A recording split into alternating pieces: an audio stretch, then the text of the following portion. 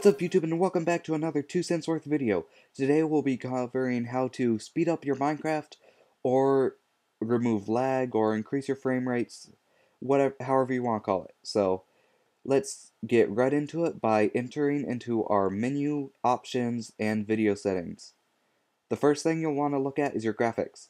You want that set to fast versus fancy.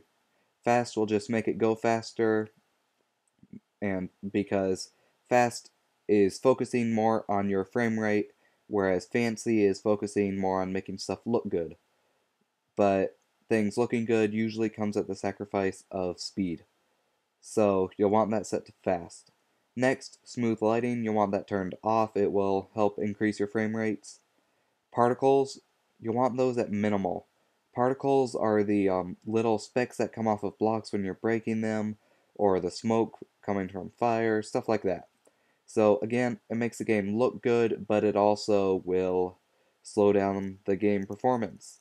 I mean, if you have a computer with high gigabytes or many gigabytes in RAM, it shouldn't be a big problem, but if your computer fan is running fast and loud, or your game is just going slow, you'll probably want to adjust these things.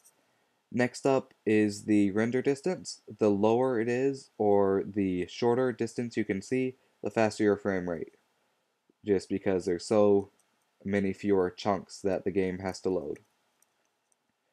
And that's all I have for you from the menu. And then there's also just some tips that we need to do. For instance, TNT. We all love it. We all love making these big TNT bombs. But again, just all the explosions will rapidly decrease the frame rates of your game. Like, it'll decrease it by leaps and bounds. It's horrible. And then another thing that will insanely decrease your frame rate is blocks.